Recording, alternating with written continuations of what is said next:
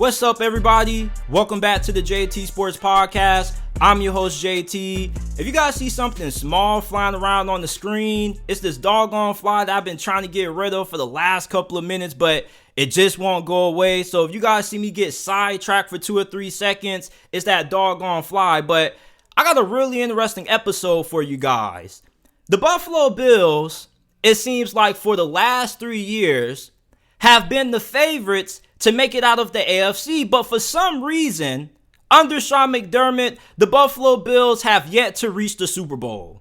And you have to start asking yourself the question, what's holding the Buffalo Bills back? Stephon Diggs, he didn't really have an answer to that question after they lost to the Cincinnati Bengals. And I'm starting to wonder if Sean McDermott is the cause for why the Buffalo Bills can't make it to the Super Bowl.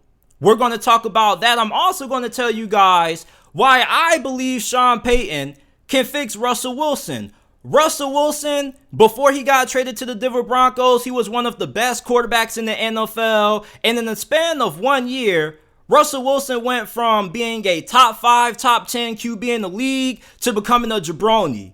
But I think that Sean Payton can squeeze what remaining juice Russell Wilson has left in the tank.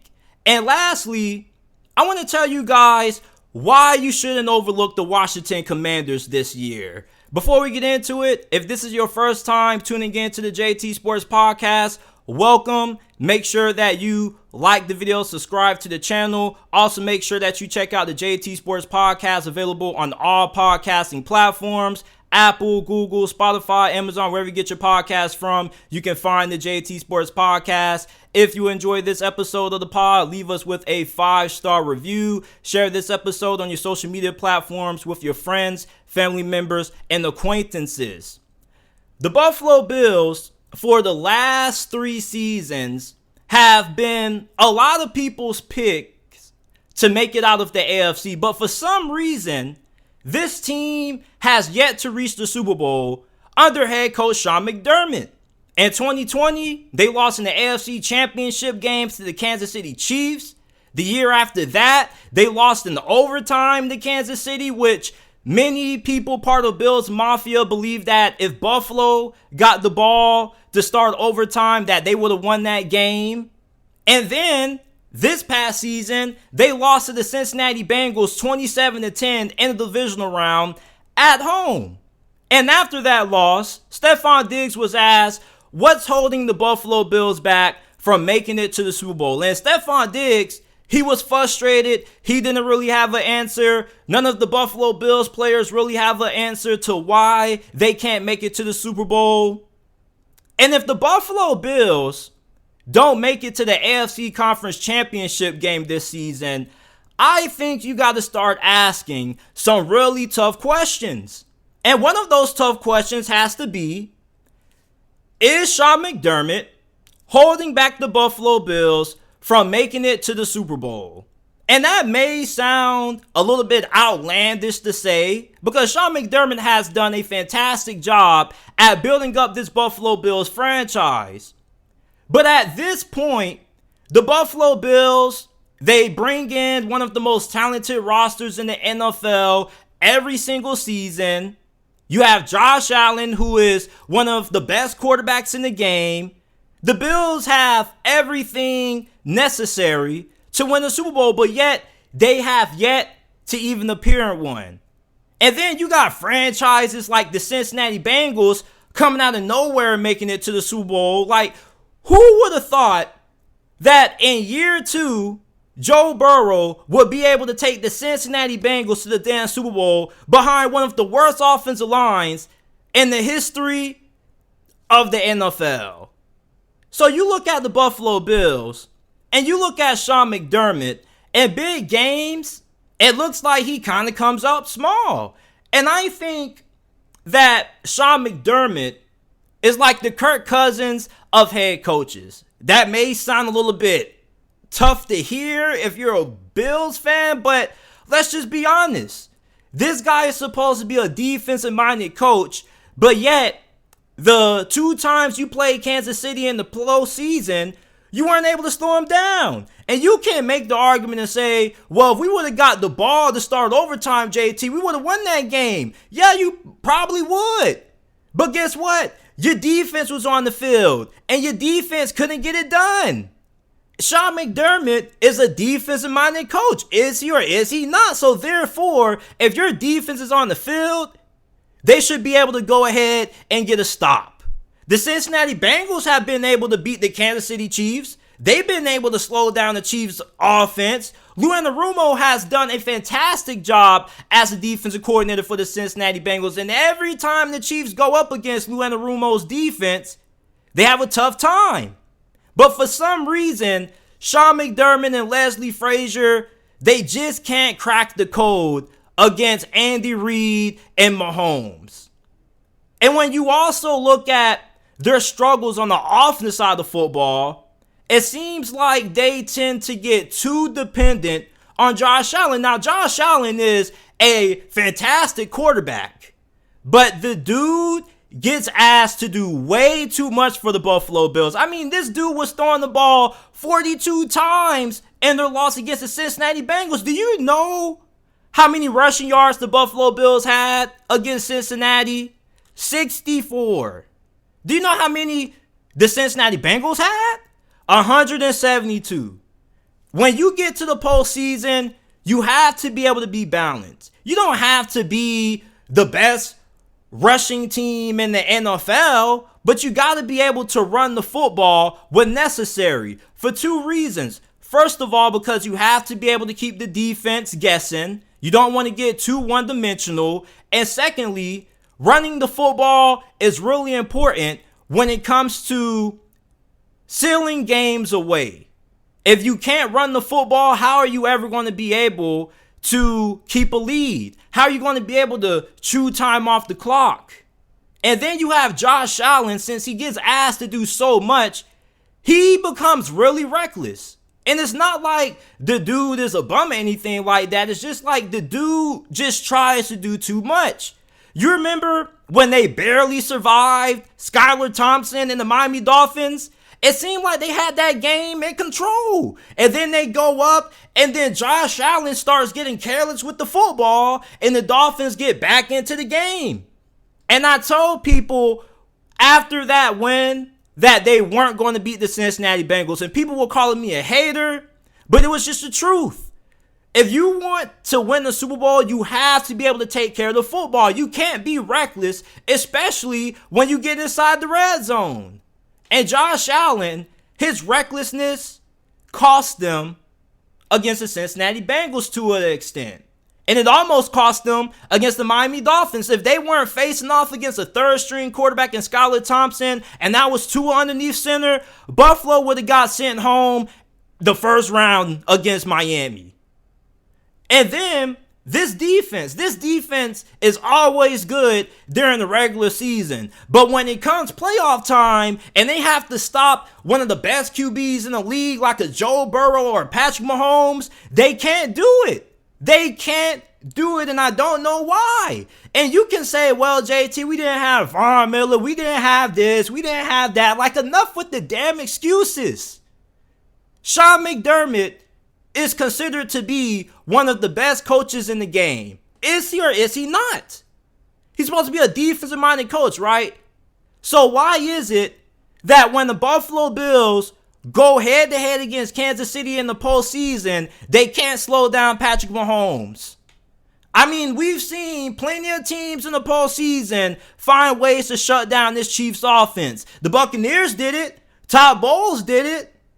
Lou Anarumo did it. So why can't Sean McDermott and Leslie Frazier get the job done? If the Buffalo Bills don't make it to the AFC Conference Championship game this year, I really think you got to start asking yourself, is Sean McDermott the guy to get us over that hump? Bills Mafia right now, y'all starving for a Super Bowl.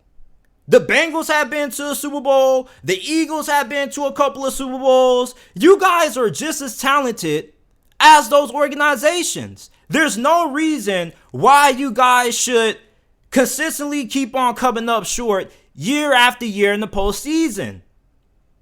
Tony Dungy. Remember when he was the head coach for the Tampa Bay Buccaneers? He was in a similar situation that Sean McDermott's in right now. The Buccaneers, they were going to the playoffs. They had talented teams, but they just couldn't find a way to get to the big game. And what did Tampa Bay do? They moved on from Tony Dungy. They traded for John Gruden, and they won a Super Bowl.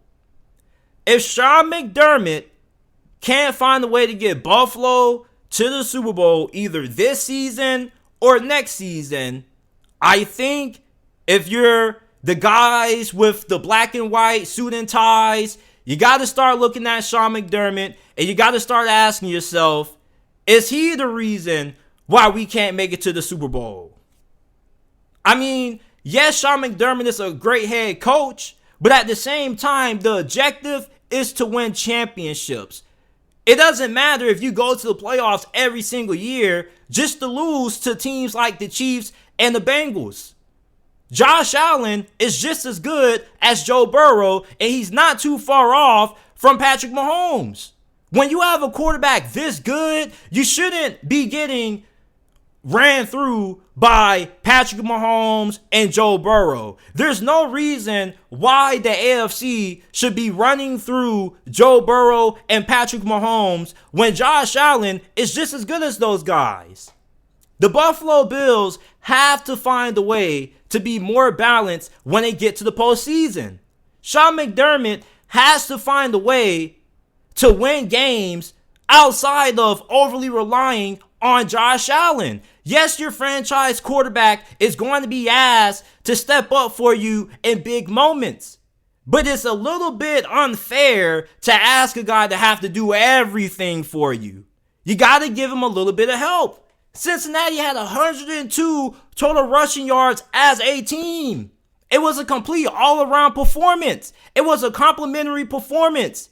Great passing game, great run game. The defense was doing good.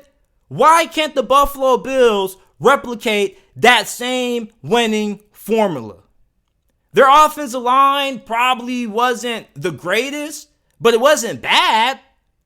I mean, the Buffalo Bills, they keep coming up short. And every time they do, I start looking at Sean McDermott and I say, you did a fantastic job. You ended that decade-long playoff drought, making it to the postseason with Tyrod Taylor. You've made it to an AFC championship game. You have established yourself as one of the best coaches in the game, but yet you can't find the way to get to the big dance. Sean McDermott may be the reason why the Buffalo Bills can't make it to the Super Bowl. I don't know how many of you guys have seen the movie The Dark Knight, but it's one of my favorite movies of all time. And my guy Harvey Dent, he said you either die a hero or you live long enough to see yourself become the villain. And boy, Russell Wilson became the villain pretty quick up there in the Mile High City. This guy, prior to getting traded to the Denver Broncos, was one of the best quarterbacks in the game. Top 5, top 10. And in the span of 1 year, he goes from being one of the best in the game to becoming a jabroni. And I think for the Denver Broncos, trading for Sean Payton and paying him all that money was necessary. You want to know why? Because the Denver Broncos made an all-time big mistake when they gave Russell Wilson all that money. And it was going to take an all-time great head coach to fix this mistake. And even if Russell Wilson isn't able to get back to what he used to be, I still think that Sean Payton can squeeze the remaining juice that Russell Wilson has in the tank. And Russell Wilson does have a little bit of juice in the tank. Okay, like I know last season was really tough to watch, but Russell Wilson did have some flashes. Their final game against the LA Chargers, I saw him make a spectacular throw outside the pocket. Hell, that's probably his best game of the season. And you look at Sean Payton, right?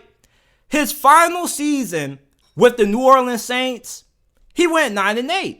And that may not be super impressive to you. 9-8, JT. I mean, did they make it to the postseason? No, they didn't. But at the same time, though, if you go back and you look at what Sean Payton had to work with that season, him going 9-8 was kind of a testament to how good of a coach he is. This dude went 9-8 with his best receiver that year being Marquez Callaway. Do any of you guys know where Marquez Callaway is now? Well, most of you guys should because you're Broncos fans, but what did Marquez Callaway do last season for the New Orleans Saints? Absolutely nothing. And can you tell me who were Sean Payton's quarterbacks his final season in NOLA? Jameis Winston, Trevor Siemian, Taysom Hill, and Ian Book. This dude had 4 different quarterbacks and still found a way to have a winning record. Jameis Winston, before he went down with that season-ending injury that year, he had the best touchdown-to-interception ratio in the NFL. This dude outdueled Aaron Rodgers early in the season. He had the Saints at 5-1 on top of the NFC South. And then they played the Tampa Bay Buccaneers, and Devin White pretty much ends the Jameis Winston revenge tour. And then the Saints season kind of starts to fall apart a little bit. But then Sean Payton finds a way to carve up a little bit of magic and find a way to somewhat stay afloat in the playoff race with Trevor Siemian, Taysom Hill, and Ian Book. And even though Russell Wilson, at this point in his career, most people would say he's on his last leg, I'm pretty sure most of us would take him over Trevor Siemian, Ian Book, and Taysom Hill. Now, you might make the argument that Jameis Winston may be on the same level of Russell Wilson at this stage of Russ's career. But I still probably would like to think that Russell Wilson is a better quarterback than Jameis Winston. And you guys know that Jameis is my guy. I'm a diehard Jameis Winston fan, but we got to keep it a stack. We got to keep it a stack. So if Sean Payton was able to turn glitter to gold with Jameis Winston, Trevor Siemian, Ian Book, and Taysom Hill, I'm pretty sure he should be able to have some success with Russell Wilson. Russell Wilson is not like this dude, doesn't have a good team around him. The offensive line dealt with some injuries last year. You lost Tim Patrick early into the year, but now you have a lot of guys coming back healthy. You have one of the best rosters in the NFL, in my opinion, when it comes to what you have at the skill position. You got Tim Patrick, Cortland Sutton, Jerry Jeudy. You got a really good group of running backs. Like, there is enough talent on this offense for Russell Wilson to have success. And you got to remember that Russell Wilson, his head coach was Nathaniel Hackett. He was the guy calling the plays. And anytime you have a bad coach, it just brings down the performance of the whole entire team. Good example, Trevor Lawrence rookie season with Urban Meyer. Urban Meyer had Trevor Lawrence looking like a scrub out there. They get rid of Urban. They bring in Doug Peterson, an accomplished head coach that knows what he's doing. And guess what happens? Trevor Lawrence ends up having a breakout season. Funny how that works. Coaching matters. When you have an offensive-minded head coach like Sean Payton, he can fix a little bit of some issues that you may have. When you look at Russell Wilson, I don't think Russell Wilson is to the point of no return. I just think that you look at the fact that he was already kind of a little bit on the decline when he got traded from Seattle to Denver. Then you get Nathaniel Hackett, who wasn't really a good head coach, and his system wasn't a good scheme for Russell Wilson. It just was a recipe for disaster. And I was telling a lot of you Broncos fans, and a lot of you Broncos fans still haven't apologized, but it's okay. I'm not looking for no apology. I just want a little bit of some acknowledgement. I just want a little bit of some credit for saying that last season was going to be a disaster. Because I told a lot of you guys that Nathaniel Hackett was not it. The dude was not a good OC for the Bills or the Jags, and the dude never called plays in Green Bay. But it's okay. I don't want no apology. I just want a little bit of credit in the comment section. I just want you guys to say, JT, you was right. That's all I want. But I think Sean Payton is going to be able to fix Russell Wilson. This is a really good roster that the Denver Broncos have. The only concern is Russell Wilson, and you kind of got to find a way to make it work. Because, his cap hit is way too big to cut him for at least the next 2 years. Realistically, Denver is probably going to be able to move off of Russ come 2025. But 2025 is a long way from now. They may end up drafting another quarterback or bringing in somebody else if Russell Wilson ends up stinking up the joint. But you're still going to have to pay that contract. And if I'm Russell Wilson, I don't give a damn if I'm starting or riding the bench. I ain't returning. I need all that. I need all that 200. I need all that guaranteed money. I ain't leaving no money on the table. And you guys can make it seem like Russell Wilson should be feeling bad for it. But if I'm Russell Wilson, I don't feel bad at all. I'm gonna keep collecting those checks, baby. I don't care if I'm sitting on the bench or if I'm balling out. You paid me all that money, I'm gonna get every single penny. And I'm pretty sure most of you guys would have that same mentality also. And you may be like, well, JT, Russell Wilson may need to pay some of that money back if he ends up not working out under Sean Payton. Hell no, he ain't gonna pay none of that money back. Would you? Shoot, I wouldn't. But the main point that I'm trying to make is that Sean Payton is one of the greatest offensive minds in the history of the NFL. And it's going to take an all-time great head coach to fix what looks to be right now an all-time big disaster that the Denver Broncos may have in their hands. But the weapons are there for Russell Wilson to have a bounce-back season. And if I had to give you guys a prediction for how I think Russell Wilson is going to perform statistically this season under Sean Payton, I think he'll probably have 3,500 yards passing, maybe 3,400, 24 touchdowns, and 11 interceptions. I think that's a pretty solid season out of Russell Wilson, considering what he did last year. And I think Sean Payton's going to put a lot of emphasis on running the football, something that Denver has success doing at times. Not a lot, but at times they had success running the football. But at this stage of his career, you're not going to ask Russ to carry you the wins. This isn't the Russell Wilson that you know from Seattle. And he probably isn't going to return. This is a new Russell Wilson. This is a Russell Wilson that is on the decline. The Broncos gave him way too much money, and they're stuck with him. So you got to find a way to make it work. And with Sean Payton, I'm pretty sure he's going to be able to cook something up to get Russell Wilson playing at least a serviceable level. I'm happy that he told Russell Wilson to get rid of the personal QB coach that he used to bring to the facility. Also told him, hey, bro, why do you have your own office? That made no sense, bro. I really can't believe the Denver Broncos really gave Russell Wilson his own damn office. That's like me going to school. I go to class, and my professor has me in a completely different classroom for the rest of the other class because of privilege. And I'm just getting all the answers and all the help I need. Meanwhile, everybody else is in the classroom grinding. Meanwhile, I'm getting privileged. That's not how you build a winning culture. Why did anybody ever think that Nathaniel Hackett and Russell Wilson were going to work? It was pretty obvious. And once I found out they gave bro his own office, that told me everything that I needed to know.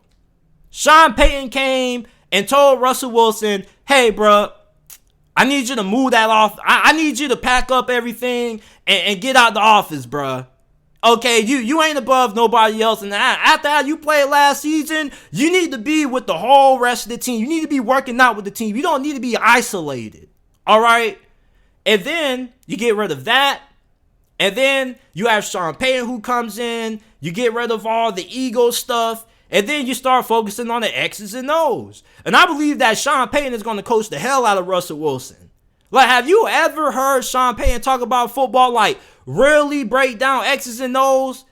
It's one of the most beautiful things to hear if you're a diehard football nerd like me. Sean Payton, he's going to have Russell Wilson cooking. All right? Now, even if Russell Wilson is playing at a serviceable level, is that going to be enough for the Denver Broncos to make it to the postseason? Now, I don't know. Now, I think that's the question for another episode. But I do think that Sean Payton can get Russell Wilson playing at a way better level than what he was in 2022. I mean, the dude last year looked like an absolute jabroni. If you haven't already, make sure that you like the video, subscribe to the channel. We upload NFL videos, college football videos daily. And remember that every single video of the podcast that's uploaded on YouTube is available in audio format on all podcasting platforms: Apple, Google, Amazon, Spotify, wherever you get your podcast from. You can find the JT Sports Podcast. The Washington Commanders are a team that I think are being really overlooked. Okay, now they went 8-8. Well, 8-1 last season. Okay, they tied with the New York Giants, and this was a team that I feel was a quarterback away from making it to the playoffs, just like the New York Jets. But their quarterback situation wasn't as bad as the Jets, but I mean, it still wasn't great. You traded for Carson Wentz. That ain't work. You benched him really early. And then you start Taylor Heineke. And then Heineke, he comes out and he kind of gets your season turned around. You go 5-1 at one point until you end up tying with the New York Giants. And then after that tie with the Giants, the season just came off the rails from there. You lost 3 out of your last 4 games. Taylor Heineke got benched when he really never should have gotten benched and replaced to Carson Wentz. Carson Wentz got one more opportunity, and of course, he didn't make the most of it. He ended up crapping the bed. And then you start Sam Howell against the Dallas Cowboys, and the season ends on a pretty high note. Sam Howell looked pretty solid in his first NFL start. You beat Dallas 26-6. And even though you didn't make it to the postseason, I know it always feels good to beat the Dallas Cowboys. So this offseason, okay, you fire Scott Turner and you replace him with offensive coordinator Eric Bieniemy, who many people feel should be a head coach right now. Now, we don't really know what's going to transpire when it comes to Eric Bieniemy being an NFL head coach. Some people believe with the Washington Commanders potentially being sold that the new ownership could possibly come in and make Eric Bieniemy the next head coach if Ron Rivera doesn't work out, or if Ron Rivera just decides to retire. But I definitely believe that this offense is going to be way better this season than what it was under Scott Turner. Now, the offensive line, hopefully it should be better. They gave up 48 sacks last year. They did a little bit of improvement to it, not a lot. I mean, we still have to pray for the left side of that offensive line, but I do like right guard Sam Cosmi, who was their best offensive lineman last year. They got a center out of Arkansas who didn't give up a single sack last season. So hopefully this offensive line should improve. But outside of the offensive line, I mean, this is a really talented offense. You got Curtis Samuel, Jahan Dotson, Scary Terry at wide receiver. You got Brian Robinson, Antonio Gibson, Chris Rodriguez, rookie running back out of Kentucky, who I like a lot.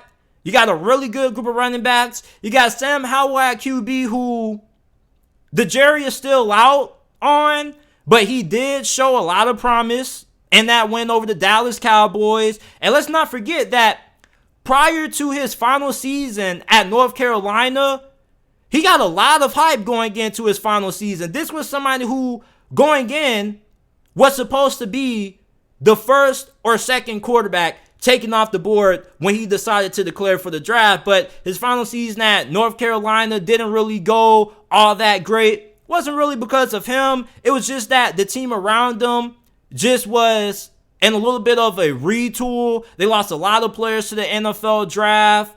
So his final season at UNC kind of lowered this draft stock a little bit. But this is somebody who is still insanely talented. He's a pretty good athlete, has a really good arm.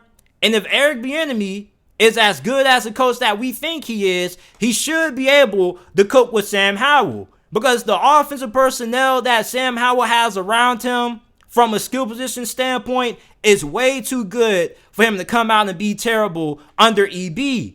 Now, EB's offense is probably going to have a lot of motion, a lot of deception, which is something that's going to be needed. I don't really know what their scheme is going to be when it comes to running the ball. Some people believe that it's going to be some more wide zone, but we don't really know how this offense is going to look until the season kicks off in September. But I do know that this offense, for a fact, should be way better this season than what it was under Scott Turner. Now, this defense was a top 10 unit last year under Ron Rivera and defensive coordinator Jack Del Rio. They had the best third down defense in the NFL. They were 8th in points per game allowed. They were 3rd in yards per game allowed. They currently have one of the NFL's best defensive lines. Montez Sweat, Deron Payne, Jonathan Allen, and you got Chase Young, who should be coming back at 100%. And Chase Young, if I had to bet on people to win Comeback Player of the Year, if I had to bet on a defensive player to win the award, without a doubt would be him.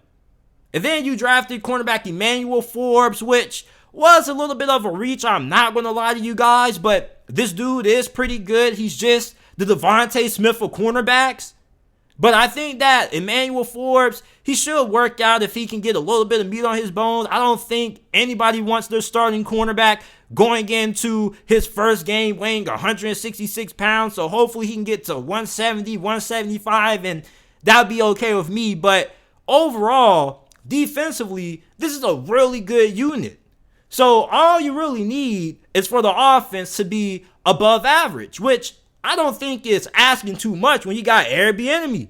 This guy is supposed to be a football genius. He's supposed to be one of the best play callers in the game, right?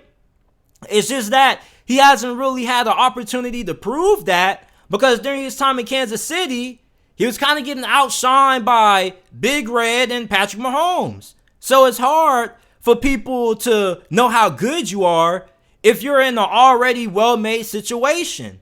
So Eric Bieniemy, not only is he going into this season with something to prove, but this is somebody who's trying to audition for a head coaching job. So I expect this dude to be going all out to make sure that this offense produces at a high level. And I believe that it will. And when you look at this division right now, we know Philadelphia, they're going to be up there. They're probably going to be the favorite to win this division.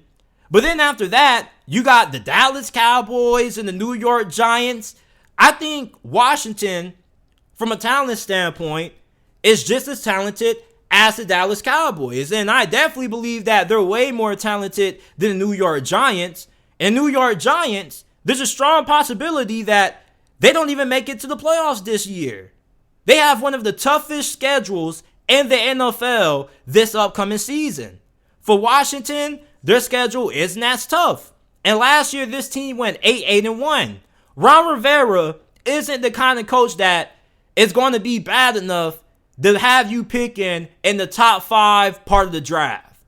And Ron Rivera, his floor probably is maybe 6 wins. If you want to say 5, okay, but I don't think this team is bad enough for them to win 5 games if everything goes left. If everything goes left, I think this is a 6-win team. This team won 8 games last year with 3 different quarterbacks.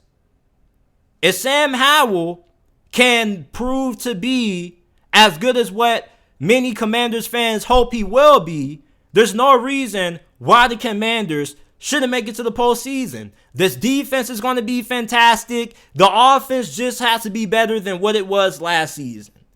And there's no reason why I shouldn't when you have Eric Bieniemy calling the plays. Brian Robinson, I love this guy a lot. Brian Robinson was doing some huge work for me in the flex last year on my fantasy football team. And I'm a huge fan of him when he was coming out of Alabama. Plus, he got shot, which that I was like, damn, brother got shot. I hope bro pulled through. And then when he pulled through, I was like, okay, how's this going to affect his rookie season? Well, He played pretty well behind the offensive line that was not that great. You got Antonio Gibson, who is more of a Swiss Army knife. Logan Thomas, who he's solid. I like Logan Thomas, former Virginia Tech quarterback. How many of you guys remember Logan Thomas when he was playing QB for VT? But overall, I think that the Washington Commanders, this is a team that shouldn't be overlooked.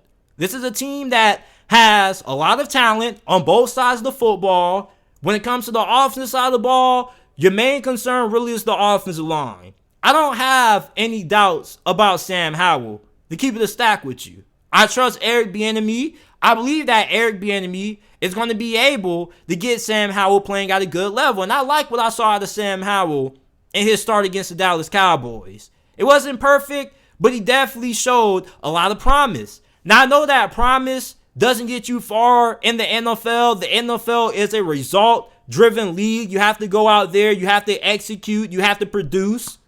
But I think with Eric Bieniemy, with the creativity that he's shown in the past during his time at Kansas City, I think that that's going to be able to help Sam Howell become an effective quarterback. You're going to have creative play calling. You're going to have a lot of motion. So you're going to give him some easy completions at times to kind of get him into rhythm. And then you're going to find a way to start dialing things up a notch later throughout the season. And Eric Bieniemy, even though we don't really know how much he was responsible for when it came to the success that Kansas City had on offense, there have been a lot of moments where Andy Reid and Patrick Mahomes had credited a lot of the success to Eric Bieniemy at times. So it's not like Eric Bieniemy was just sitting there in Kansas City and he didn't do anything. Sometimes he would call plays. Sometimes Andy Reid would call plays. It just was a little confusing at times. But they decided to let Eric Bieniemy walk away. Still a little bit weird that they would let him walk away if he's such a great football coach. Like, I don't really know too many organizations that just let great football coaches walk out for no good reason. So maybe, there were some things that went on behind the scenes, or maybe Kansas City truly just wants for Eric Bieniemy to spread his wings. But Eric Bieniemy is a large reason why I'm high on the Washington Commanders. And I think that Ron Rivera is a okay coach. I think with him having a really good offensive mind and Eric Bieniemy, this offense should improve, and that should complement the defense. And think about it this way. This defense possibly could have been even better if the offense was better. Anytime you have an offense that isn't great, that has a tendency to stall, can't sustain drives, it puts your defense back on the field for more plays than what they should be. When you have an offense that can actually sustain drives and take time off the clock, it helps out your defense because then they get a little bit more rest on the sideline. But I don't think that anybody should take the Washington Commanders lightly this upcoming season. But you guys let me know how you guys feel about the Washington Commanders. I appreciate you guys for listening to this episode of the JT Sports Podcast. Remember to like and subscribe to the channel. Rate us 5 stars. We are available on Apple, Google, Spotify, Amazon, all podcasting platforms. Every single episode that's uploaded on the YouTube channel is available in audio format on all podcasting platforms. I appreciate you guys for listening to this episode of the podcast, and I will see you guys shortly.